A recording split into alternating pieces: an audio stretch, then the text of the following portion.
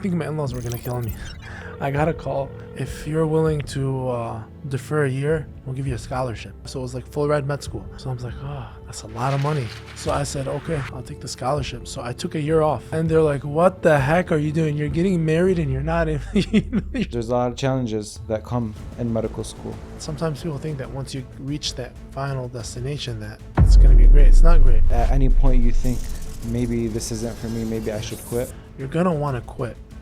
You are. The article said 2 out of 5 physicians test positive for depression. You're describing a broken system. Students are working so hard and then they end up with a ton of debt and then they feel like there's no way out. And when they get to that point, some of them, will find their own way out. Why don't we talk about what physicians are going through? Imagine you're going to speak to someone about your suicidal ideation when you find out that person's having suicidal ideation. You go to a lot of these doctors, people are dying between this guy's hands and there is no emotion. I promise you they didn't start off like that. How do you prevent getting to that? Before we start today's episode, I just wanted to thank you for taking the time out of your day and giving this podcast to listen. And I also wanted to remind you that the only way this podcast will ever grow is with your support and with your help. So subscribe to the podcast, like this video, and now let's get the show started. Welcome aboard Middle East Airlines. والمتوجهة إلى طيران الشرق الأوسط يرحب مدينة القدس العربية. Hey Dr. Ali, how are you? Alhamdulillah, I'm all right. Thank you for coming. Welcome to Not From Here. First of all, I want you to introduce yourself, but I want you to introduce yourself not as everyone would typically know Dr. Ali Nasrallah, but who's Ali Ta'ali when you look in the mirror? Yeah. So thank you, first of all, thank you for having me on the show. I've watched all your episodes. They've all been amazing. And inshallah, I can live up to maybe some of the standards. Habibi. Shout out to Haj Imo, of course.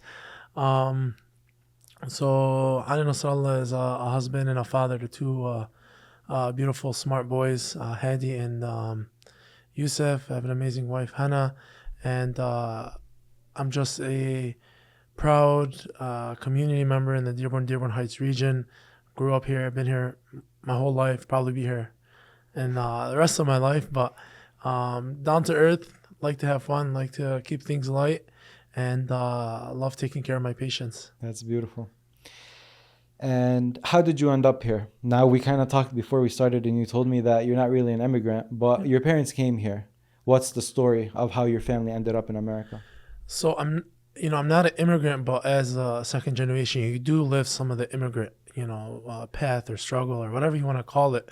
I got to where I am because of the hard work of my parents who sacrificed and, like many of our parents, worked countless hours and instilled in us, these values of family, work ethic, honesty, selflessness and caring for others.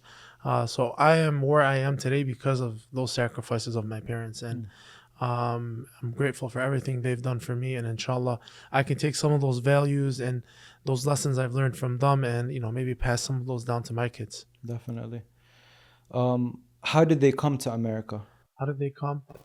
So my dad came to America, if I'm not mistaken, probably a couple years before, probably about like 35 years ago. He lived in Lebanon, was going back and forth to Switzerland, carrying like a supply chain. I don't know what he was pretty much doing. And then my mother came to America. My father came much older, but my mother came to America younger, probably around late middle school age. And she lived in Troy. They grew up in Troy. So they tell me stories of like living in Troy and the bullying, the Iran-Iraq war, people thinking, calling them Persians, like people throwing stink bombs on their houses, and all those kind of stories. But so they each came at a different time. My mom actually went to high school for some years. I'm not sure. I don't think she completed it. She might have completed it. Sitting down here, I think maybe I need to ask them a little bit more about when they came or why they came. But they each came here for the same thing that many immigrants come here for, is thinking that they're providing they're going to be able to provide their kids and their families with a better future, right? more possibilities, more safety. With that comes sacrifices too, right? It's not A always lot of sacrifice. a lot of sacrifices, right? So you might lose some of your culture, you might lose some of your heritage, you might lose some of the things, the most important things of what makes you who you are, right? And you might lose your kids. And the question of what losing your kids is open to discussion. But at the same time, if you stayed back home, you might lose more. So, More stuff, yeah. it's interesting. Growing up here, were your aspirations always, I wanted to become a doctor, or did they kind of change over time? So I always knew I wanted to do a field where I could help people. And, medicine was one that I really enjoyed. And it wasn't more of the, the science, because you really don't understand the science and taking care of people at a young age. But it's seeing those doctors in our community, the role that they played. A lot of times doctors get bad images in the media. But like looking back and seeing, like for example, Allah yarhamu Dr. Ali Fadl, right? You never hear anyone say Ali Fadl without saying Allah yarhamu, because he was able to instill himself in his community, give back to so many people, and take care of people in their most vulnerable state, right? Whether it had to do with sickness, poverty, lack of resources. So seeing that, I knew I wanted to pursue a career, a field where I was able to, enjoy the science, because I'm a nerd. I love science. I love, reading and learning, as well as helping others. And medicine was the perfect fit for me. So early on, I knew, late towards the end of middle school, and I kind of worked really hard to get to that goal. When you go into medical school, you said you work very hard to become a doctor, because there's a lot of challenges that come in medical school. So how do those kind of prepare you for being a doctor, and at the same time show you how hard being a doctor actually is? So when it comes to being a physician, whether you're training to become a physician or whether you are a physician, there's a lot of sacrifices. There's a lot along the way, and then even when you reach your goal. So you're going to sacrifice family time. You're going to sacrifice missing out on a lot of birthday parties, a lot of family vacations, a lot of gatherings. Like I still remember it, like being like, what the heck, man? My whole family is out and I'm sitting here in a library studying in the middle of the summer. So you give up a lot. And sometimes people think that once you reach that final destination that it's going to be great. It's not great. You still have to work. You can't just wake up one day and say, I'm not going to work. I want to take the day off. I'm going to call in sick. A lot of times we're at work and, maybe we're not feeling well mentally, physically, but you have to be there because your patients depend on you for it. So even when you get to work, you're going to sacrifice because you're a doctor now, but you also have a family. Like yesterday, my son wakes me up. He's been trying, usually he's been sleeping in, but he's been trying so hard to wake up before me, to catch me before I go to work. How old is your son? Hadi's 3.5. Bismillah. Yeah, so he sits by me, starts hugging me in bed, telling me, Baba, please don't go to work today. I told him, Baba, there's a lot of sick kids, there's a lot of sick babies, we have to help them. And then he responds, there's a lot of people at the family doc, they can help them, So it's kind of tough, man, because you at that moment, like, man, your kid wants you to stay home, your family needs you, but there's also other people that need you. So there's kind of like a sacrifice you have to make. Does that mess with your head when you're studying to become a doctor, when you're in the library in the middle of the summer? I'm sure there's that, and there's a lot of other challenges that come with studying, but did at any point you think maybe this isn't for me, maybe I should quit? So I guess for this, like my message to all people, when you have a dream, when you have a career, something that you want, you have to work hard. You can't give up. You're going to want to quit. You are. Because, it's not fair. Sometimes these institutions, these schools, they make things really hard, harder than they really need to be. And they call them weeder classes, and they want to weed people out when there's a shortage of these professionals that we need.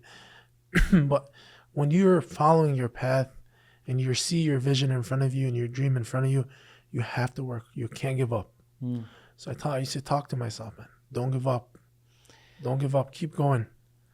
I ask you this because I came across an article from American Medical Association.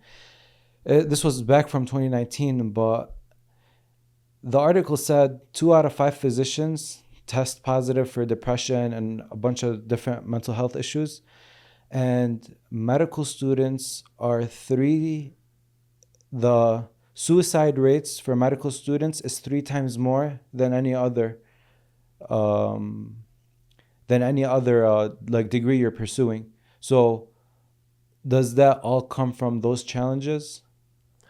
I think it comes from a mix of things when you talk about mental health issues, especially amongst not only physicians but medical providers, MPs, PAs, nurses, but doctors in general. It's the stress, it's that pressure, right? The pressure to succeed, the pressure to do good. There's always another pressure, so you have to get to a point where you're comfortable with pressure, but you realize this pressure is not going away. You have to learn how to live with it. Right? There's always going to be a little bit of anxiety with it, because what if you're wrong? Someone's hand is life is between your hands. What if you're wrong?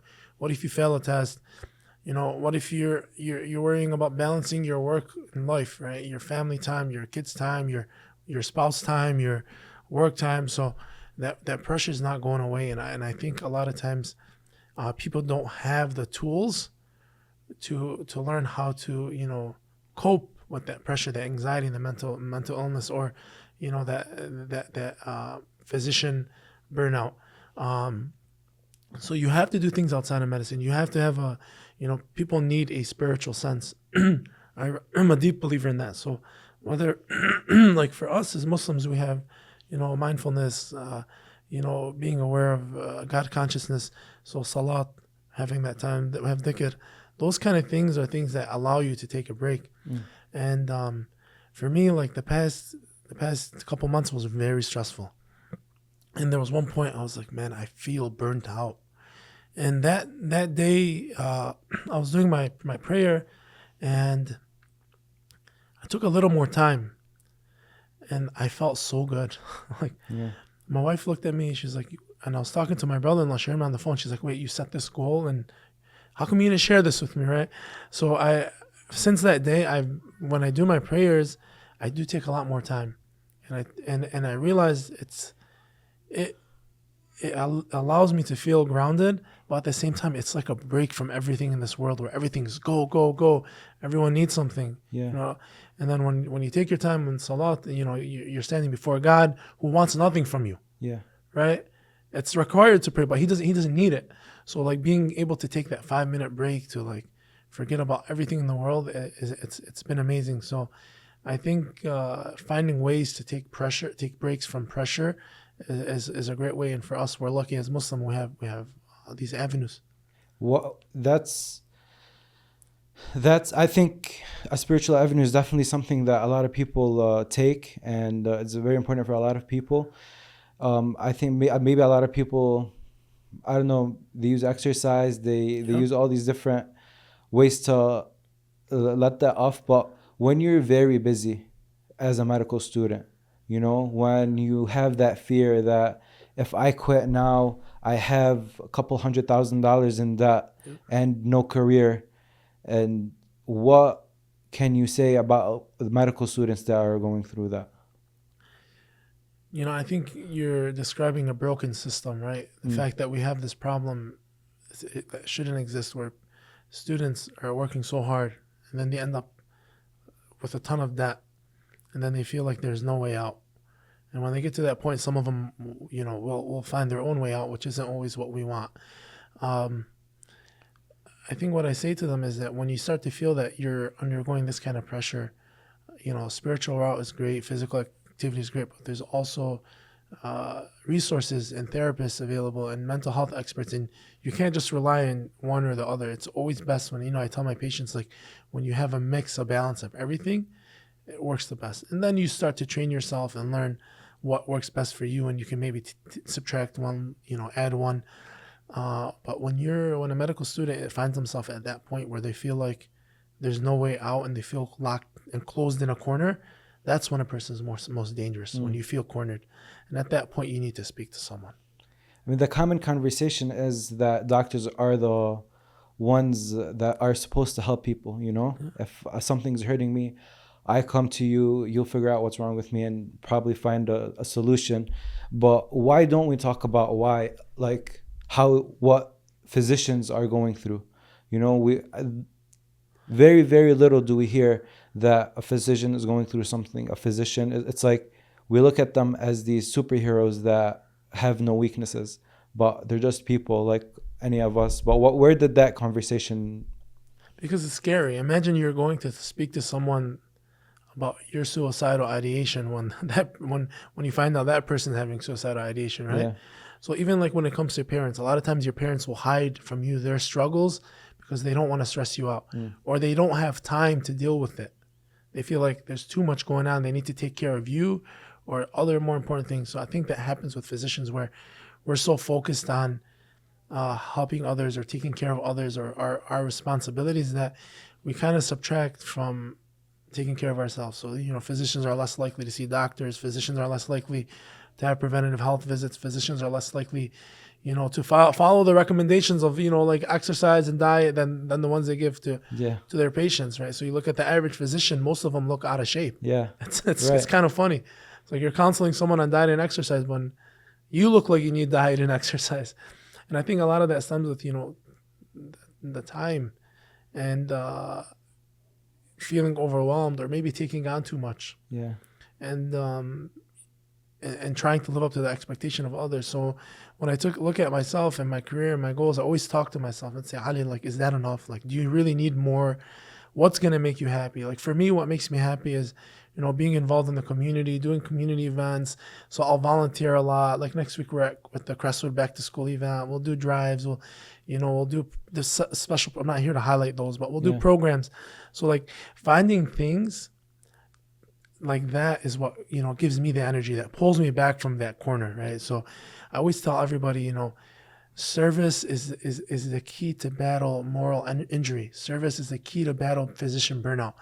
So doing things that remind you why you went into the field of medicine. Always tell my students, do things that remind you why you went into medicine, right?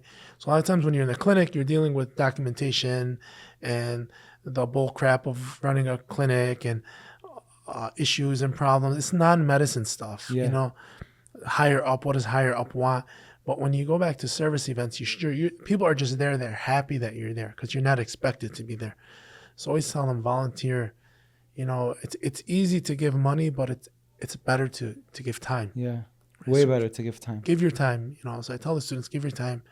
Practicing physicians, give your time. It's okay. Maybe you'll lose a little bit of money that day, but Allah will reward you even more. Even if it's just with your own mental health. Right. And it's good that you brought that up because you went on a mission trip recently, and that had nothing to do with money. That was strictly a service event, for like a service. You were going to service these people in Tanzania, and I'm so curious to know what goes through your head before you even get to Tanzania, just preparing for you going. How long did you go? So first of all, shout out to the mainstay and all the organizers over there on the ground here and their partners, the Bilal group in Tanzania, for setting up such a great initiative and all the work they're doing. But what was going through my head before the trip is that... Yeah, like how do you prepare for a trip like that? Like you have your clinic, you have your patients, you have all that, and you're dealing, like you said, with the business of being a physician. And now you leave that and you have to go to basically the middle of nowhere to help people out. So how do you prepare mentally for it? And then is there any other way that you prepare for it as well? So mentally, I prepared for it by, thinking, first prepared from a medical standpoint, but mentally thinking about what are some of the things I'm going to see, one of the encounters. I recorded video. I shared one of them on like my thoughts before, just to get my feelings out. But at the same time, no matter how prepared we thought we were going to be mentally, when you get there, it's completely different, man. Different expectations, different than your expectations. Different expectations, different feelings. Yeah. How? In what way was it different? In a sense where, no matter how much help you think they need more. And a lot of times, like. And I didn't want to go there because with the mentality of, I'm coming here, I'm gonna help them out, I'm going to come back feeling good about myself. And a lot of times people have like that savior mentality, the savior complex. And you see that with a lot of mission trips. This was a little different because of the partnership with people there on the ground. But the people there, it's just seeing how they were happy, man. I'm going to be honest with you. They were happy. They were a lot happier than people here. And a lot of Really? times you think the middle of nowhere, but it's really not the middle of nowhere. Like you have the villages that this extreme poverty and they lack resources, but they have grit, man. They have a fight in them. They really do. Wow. What's one patient that stood out to you? There was one. There was one lady.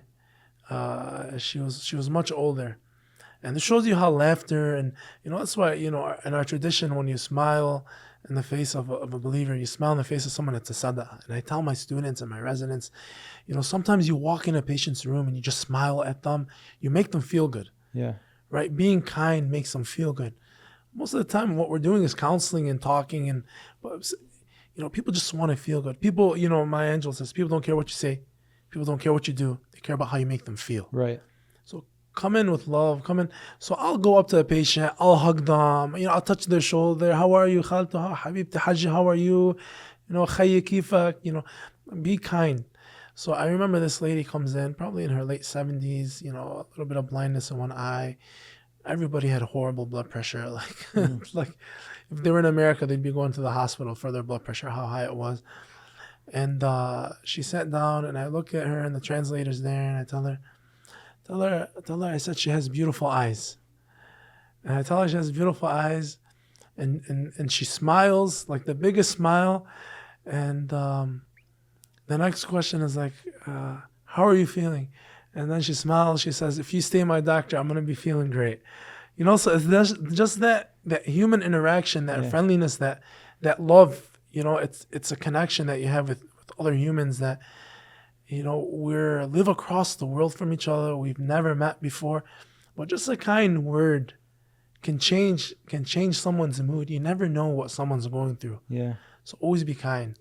And, maybe we give them blood pressure medications, but I promise you that person is going to remember that kind of interaction more than the medication you gave them or the counseling you gave them.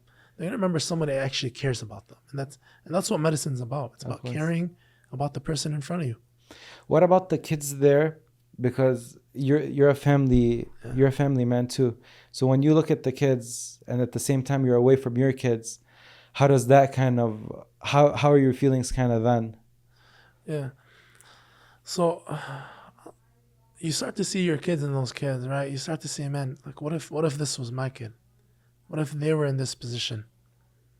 So you want to treat everybody the same. So, but when we were there, to be honest, most of the time it was like in work mode. When we were in these villages, we'd show up, we'd have a little bit of time to, like 2-3 minutes, play with these kids, but we'd show up to these villages and hundreds of people in lines, and it was like that. It was like that, and it was to a point where it was funny. Every day they'd be like, okay, 4:00, we're gonna go to the lake and we're gonna have coffee and tea and relax. But we would be done with the first clinic at 4:00, and then there'd be like the other villages waiting for you guys. What do you want to do? And then like it's haram. Like we didn't come here for coffee, so we'd go to the other village. We'd get home like at 8 p.m., 8 p.m. We'd have a late dinner, sit for an hour, go to bed. Repeat. So it's.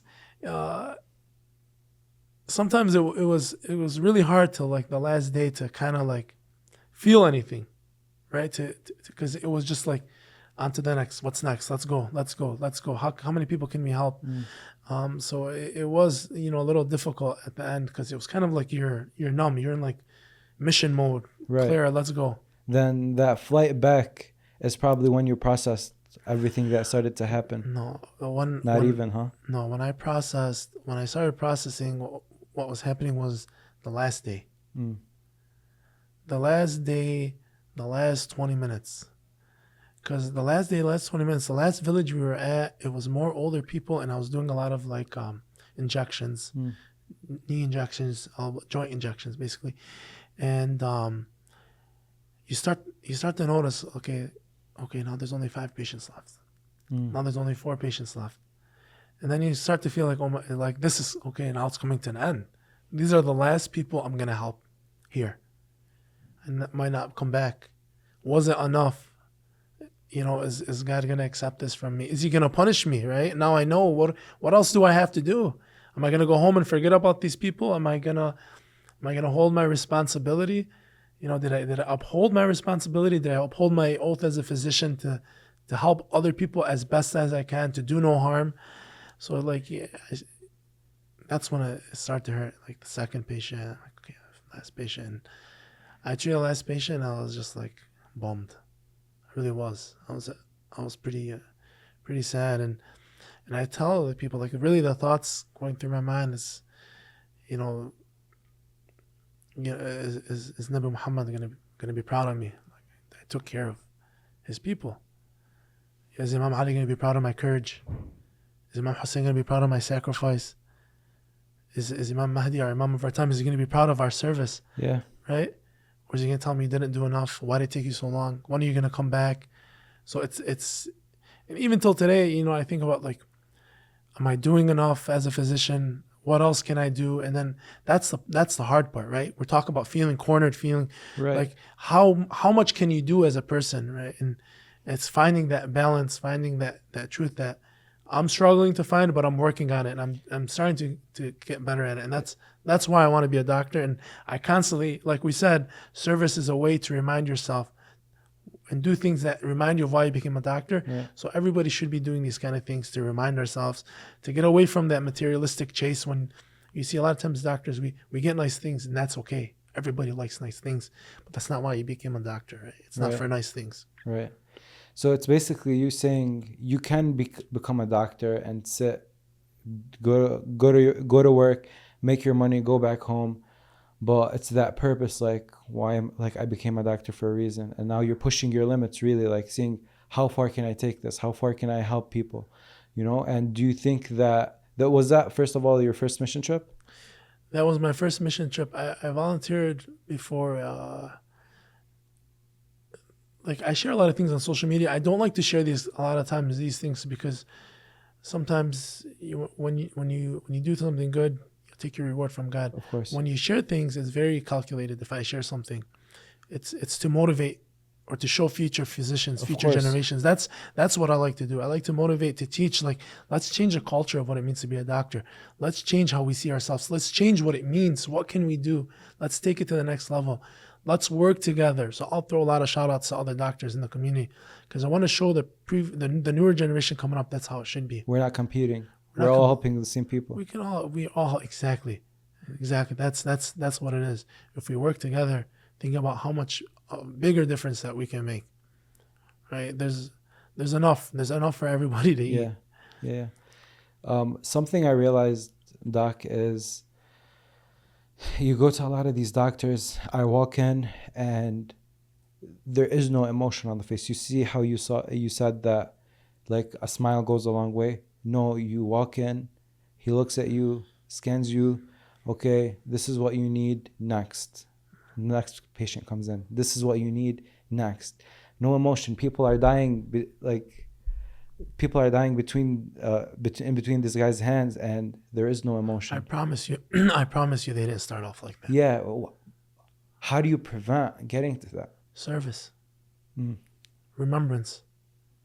Service and remembrance. Because I want to like believe that, of course, I look at my friends in the medical field right now, they're so passionate, you know, but I'm like, when I look at a physician like that, I'm like, I really don't want my friends that are super passionate about being a doctor and helping people to start looking at people like dollar bills.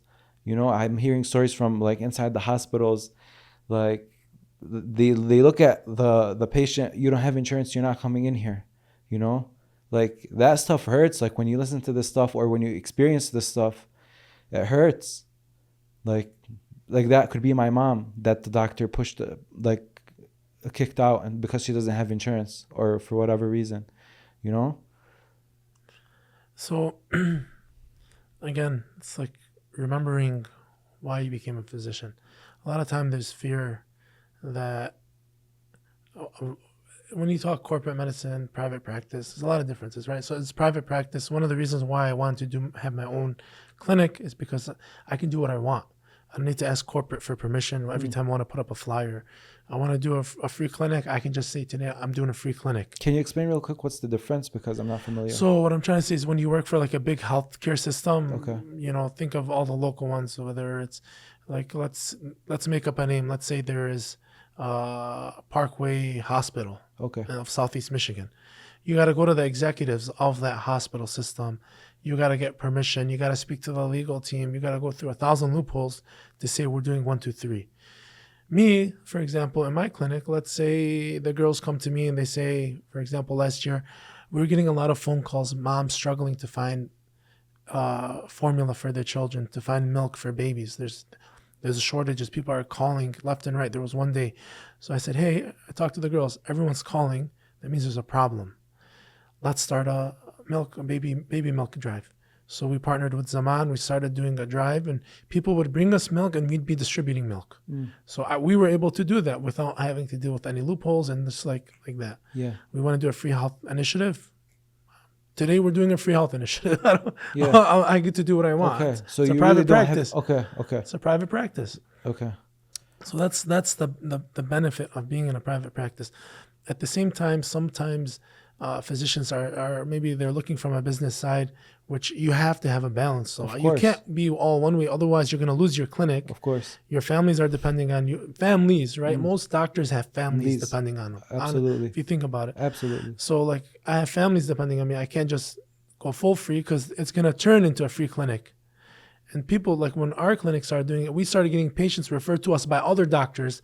Like, why don't you just see them? Why are you sending them to our clinic? Like another private practice sends them to you. Dr. Ali's Yes, giving away. it was kind of funny. But we were happy to do it because we'll take the ajr. We don't mind it. But so when you look at it, there has to be a balance. Otherwise, you're going to lose. How do you balance that? How do you balance it? Thinking about it, that's so hard. Yeah. So you have to, if you're unable to provide the resources, you have to find where the resources are, right? So the last 40 days in our clinic, we had the Imam Hussein initiative where we offered free healthcare to all uninsured. Of course, yeah. Before that, we did programs, but I just didn't advertise it because my clinic would close down. Of course. Let's be honest. Of course. So now what we did was the reason why we prolonged the initiative was initially 10 days was because it was such a problem. We were seeing 5 to 10 patients a day uninsured. And these are immigrants, mainly green card, people that don't have insurance or young professionals.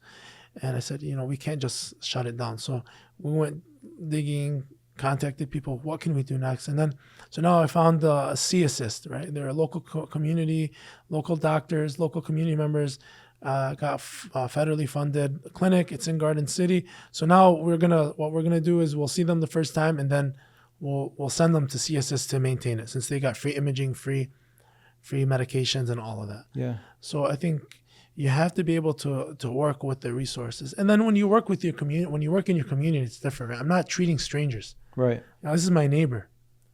Right. This is my mom's neighbor. Like, we all know each other. So I live 5 minutes from my clinic. And then the other thing I tell myself is, I'm going to take the money from this person that's struggling, right? Give me $50. Let's say I settle at $50 for the visit. And that $50 for them is a big deal. And then I'm going to take that money and then I'm going to go donate it to another organization. Yeah. Right? Donate my time. Yeah. Isn't it better? Right. Going back to the idea of donating your time. I'm helping someone that's in a need, right? They have a need. Hada miskin, right? Yeah. I'm helping someone that needs something at that moment, and I'm lifting a burden off their shoulders. So when you help someone in their time of need, that's different than when you're just helping people in general organizations. So you have to have a balance. You have to do what's right. And at the end of the day, if you're not sure what's your balance, you invest in God. Yeah. And you just do it. And that's what we do. We just do it. Yeah. And it always works out. You tell me I don't know. I just tell them, like I texted the girls today. The initiative ended. We still have, still remember that we don't turn away anybody for money. I text them, we don't turn away anybody because of money. And continue seeing everybody. They can talk to the manager. She can set up plans. So and then I promise you. And then I tell everybody, the day that we launched this initiative, right? Yeah. Everybody started telling me, what are you doing? How are you going to maintain your business? Do you really think that's a smart idea? You're going to turn into a free health clinic? Wallah, the next day was the busiest day I've been in probably a year. Wow. Right? Wow. Yeah. And that wasn't just a lesson to me. That's a lesson to the 12 team members at the family doc, the young ones that are pre-PA, pre-NP. And I said, I'm done. They're probably with talk. thinking about that too. Like they're thinking about their practices in the future too. So when they see that you're giving away your time and you're getting rewarded for that, and you get busy, the busiest day you've had in a year, it makes them think about their future too. Exactly. Out of all those visits, that it's so sad that you have that many people that are uninsured, and I'm sure that was a busy time when you announced that your clinic was going to be free. Was there a case that stands out, that walks in, that stands out to you? My favorite ones are the older hajjs, and then they start praying for you, man. Allah yarda alaik, Allah يوفق أهلك, Allah khalilak. You know what I mean? They start praying for you and your parents, and they're just happy. And a lot of them they're not happy just because you're providing care. They're happy because they're seeing the rejuvenation of the message of Imam Hussein, of love and sacrifice. And they're seeing and I know what it is. They're seeing someone young bringing this back, and they're saying, okay, there's hope in medicine. Right. And it kind of sucks. Like you said, we have a bad image as doctors, and a lot of times I really think it's unfair. You know, people put us, they expect us so much from us. And because of it, the image has been skewed because of a few rotten apples, maybe. And I think, doing something like that also brings trust back. Mm-hmm. Of course. When you do all of this for your family, right? 100%. And aside from Dr. Ali, talk about Baba Ali. When you go back home, first of all, balancing your medicine, all those people that need you, and then going back to maybe the 4 people in your immediate household that really, really need your presence. Yeah. How do you balance the doctor family life? I'm still trying to balance it, man. I need to do a better job. That's hard. My phone doesn't stop. It really doesn't. You'll see it's constant. Even when you're off. People need to understand that we're also, we also have family members, and I wish people would respect, our time a little more. But I also realize, in that moment, you're the only person they can reach out to. So they really need your help. So that's why I still always answer my phone. My wife tells me, you're off. Why are you answering? I'm like, what if they need me? And I start having anxiety about it. But I need to do a better job. Yeah. But, going home, you open that door and the kids just run to you. You forget everything. Right? So it's like when I open the door and I hear my boys screaming, blah, blah, blah, blah, blah, blah, and they run and they hug me. It's like, okay, man, it's like everything. Now I switch roles. I took my hat off of being a doctor, and I put the dad and husband hat on. And alhamdulillah, man, I thank Allah for it every day. He blessed me with an amazing family, a healthy family, and more than I deserve. First of all, would you want your kids to get into the medical field like you did? I love the medical field. Okay. I love it. You know what I mean? People ask me, would you do it? 100% I would do it again. And if that's something my son would want to do, my boys would want to do, of course, I'll support them. I'm not going to force them to do anything. But medicine, it's not for everybody, but it's still one of the best ways to help others, as well as to be financially stable, right? There's perks. I'm not going to pretend like there's no perks for it.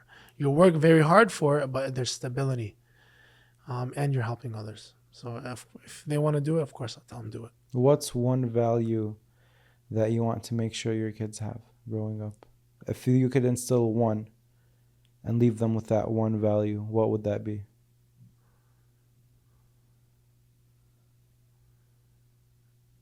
I think God consciousness. Remembrance of Allah. Because if you have that value of God consciousness, everything else will be underneath it, right? So for me, and even in the clinic, and when I talk to my team, it's like whenever you do anything, you can do things and can go either way. So let's say someone comes to the clinic and they need help filling out a form. I tell the girls, when you do it, you can just fill out the form and be annoyed about it, like, oh my God, this patient needs help. Or you can do it and say, you know what, I'm doing this qurbatan ilallah. I want to please God. I want to serve God. I want to serve His human beings. I want to serve His people. I'm going to help this person. I'm going to serve him, and my goal is to serve Allah through it, right? Yeah. So when you do that, you're conscious of God, right? But at the same time, now you're being rewarded for the same thing you would have did anyways. You were doing it. Right. And then your blessings come in. And I promise you guys, the blessings will come in. So I think if I'm going to instill one thing in my kids, that's what it is. God consciousness. You talk about your team a lot. Yeah. And you show them a lot too. Like if anyone just goes on Instagram to the Family Doc page, you can automatically, first thing you can tell how involved they are in everything that you do, how close you guys are. And was that kind of something that kind of just happened when you started the clinic, or was that something that you had in mind before you even started? So, I mean, like every family, what you're seeing on the social media, right? You're seeing Right. only the goods. You're not seeing the bads, Mhm. right? You're not seeing the fights or like the bickering, whatever. But I do have the best team. I'll put my team against any team. And the reason it is the culture that we set. Almost everyone there is from the community. Everyone there, his goal is to serve. So most of my medical assistants, when they started the team, they all started with little experience. Like nobody would have hired them. I'm telling you.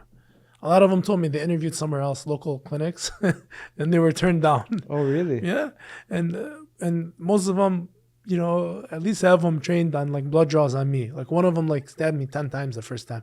Now I'll pick them to draw blood over anybody.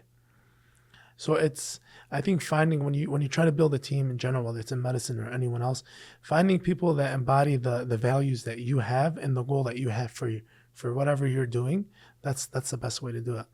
So they are all caring individuals. They all have passion for medicine. They all have passion for their community. They all want to give back. So I think that's what it is. And I treat them with respect, right? Yeah. At the same time. So But I'm just thinking about someone, not even a doctor. I mean, a doctor is like a kind of on a more serious level. But when you first started your clinic and you wanted to hire people, I would imagine that you would want the best skilled professionals around, because you're thinking this is a new business. I'm opening my own practice. I want a good reputation. First impressions are important. So even with that, you thought that values first, then we'll get to the actual skills. yeah. So when we started off, we weren't this big. We started off very small, and a lot of times people bite off more than they can chew. So it's always good to have slow and steady growth, and that's something we've done, like slow and steady. There's still things that I want to do, and I've had them in the back of my head for about over a year now, but it's not the time for it, right? One thing at a time. Same thing when it comes to building your team. Start with a nucleus and then build out. I got an amazing manager who's helped me control all of this, help being like a great role model for the girls and the men that have rolled through with us. But it's having that core, finding a couple good people, and then when the new people come on the team, they see, okay, this is how this person is. This is how I'm supposed to be. So it's not weird to be very helpful. It's actually, this is what the role is. Whereas sometimes in medicine, you do your role, I do my role. No, if we work together, we can do a lot more, right? What's one misconception about doctors that bothers you? That doctors are in it for the money. I think that's one misconception, because you think about how many thousands of doctors there are, and then maybe one of them will be like a crook or a scammer, right? And they stole and they did some crime and they got millions. Now they're going to jail for it, right? But if you look at it, how many plumbers will do it? How many electricians will do it? In every profession, there's rotten apples. It's not just medicine. Yeah. In general, and people. So we should look at the good that they do as opposed to the bad. In general, look at people's good. Look at what they've done as opposed to focusing on their faults. Everybody has faults. Have you had like some kind of interaction with a patient like that, where they accused you of wrongfully accused, or? I mean, honestly, our interactions with our patients have been good. Sometimes there's misconceptions or miscommunications. Our patients will come in. I'll be like, come in with a bill, freaking out. I'm like, read the sign, man. We don't send anyone to collections, because they get a bill. They used to. I don't send anyone to collections. Right? I don't, because I remember what it was like to get a medical bill. I remember when I was applying to med school, my family was going through very hard financial times, and I didn't have health insurance, and I was trying to get, you have to do blood draws, and you have to do physical exam, you have to do a TB test, and I didn't even have the money to pay for, like, I did the visit, and then I needed the letter, and I went to a local clinic, and I didn't have the money to pay for the letter. And I'm like, what do you mean I have to pay? I'm like, just fill it out. Yeah. Like, what is it? Can you guys just help me out? Like, I'm struggling. I'm getting engaged.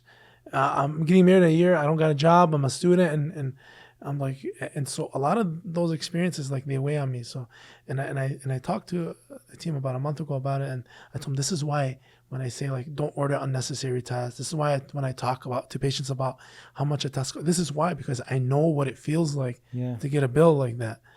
So it's really, we don't really do things for the money at the most part. We do it because we love to help our patients. You just mentioned that you were getting into medical school while you were getting engaged. I was engaged, and I was engaged right before I was supposed to start med school. Oh, wow. And I got a call a week. I think my in-laws were going to kill me. I got a call right before we started, like a couple weeks before. And they're like, too many people accepted admissions to start in the class of the med school. If you're willing to defer a year, we'll give you a scholarship. Oh, wow. Yeah. So I went to med school at the University of Michigan in Ann Arbor. Yeah. So I was like, oh, that's a lot of money, right? So I deferred. I took the scholarship. They offered me 75%. I had other scholarship. They offered me 75, so it was like full ride med school. So I said, okay, I'll take the scholarship. So I took a year off. Wow. And they're like, what the heck are you doing? You're getting married and you're not. You're supposed to be. How are you gonna take care of your family? So I took that year off. I worked for a year. Then we got married. What did you work? I did a lot of jobs, man. I worked as a substitute teacher. After that, I was working about 80 hours a week. I worked as a substitute teacher. After that, I would go home and I would tutor. And then at the weekends, I was working at a gated lounge. So I was doing as much as I could to be able to save up to get married. And going through med school while you're married, like I look at medical students now, they don't have time to breathe during the day. When it's time to take tests, like there's this thing where we stop, like we don't talk to our friend, like, do you, how can you manage that with having a wife? I think I was blessed to have an amazing wife, right? Someone that understands and supports me. So if you have a supportive spouse, it'll actually help you, right? Someone to come home to, someone to help you to balance the negative with something positive, right? So I'm lucky, I'm blessed, alhamdulillah. But med school is about routine. So I was probably the healthiest I was in med school because my routine was I'd wake up, go to the gym, go to school, and I had that routine. So you set that routine, and then you'll be fine. Of course, you're going to have hard times where you have tests and you have to study, and sometimes you have to distance yourself from your family, and I did. But I always would, have, like, let's say this hour we're watching a movie. Sunday night we're doing 1, 2, 3. So some weeks there's not much time, but it's about balance. It's about communication. Like any other relationship, you have to communicate. You have to set the expectations. You can't make false promises. We're gonna do 1, 2, 3, and then you cancel them all the time. Yeah. So you set the expectations and you have those conversations. And supportive partner is essential. 100%. What's one thing you would change about the med school system? The med school system? One thing you would change. I know there's a lot more that's supposed to change. I think the culture in itself within med students, they're not the nicest people. That's right. It's like same thing. It doesn't come from med school. It comes from undergrad where they set it up where everyone's competing against each other, where not only like a certain amount can get into med school because the grades are set at curves. So not everybody's working against each other. Yeah. So you have these students that for 4 years were ultra competitive. And then you put the most ultra competitive people in the same classrooms, right? Now all they know how to do is work against each other, and And then rather than working together, which imagine you have the brightest of people working together, sometimes there's like competitions and who wants to finish on top, who wants to be the best, who now they're competing to get the highest score so they can apply to the best residency. And it's just that competition. And most med students are like type A personality anyway, so it's who they are. Yeah. But I think trying to lighten up the load a little bit in med school would have been nice. During those years where you worked at the hospital during med school, and even now in your practice, what's one thing you saw that shocked you, like you weren't expecting from the medical field?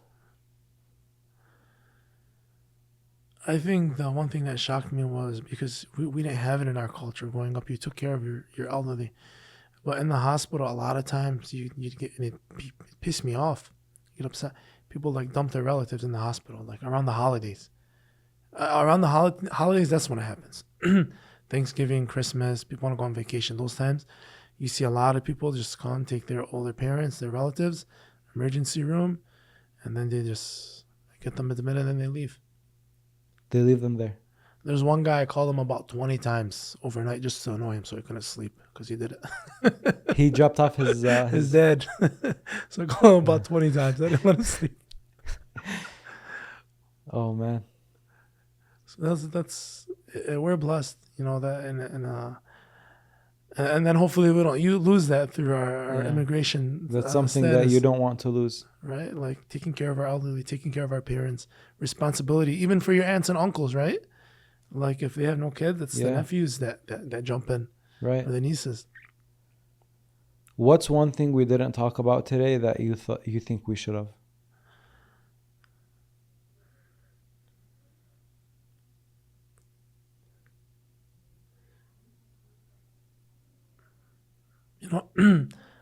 I really didn't, I didn't plan much to talk about, and I enjoyed the conversation that we had. The one thing is to do everything with pure intentions and love, right?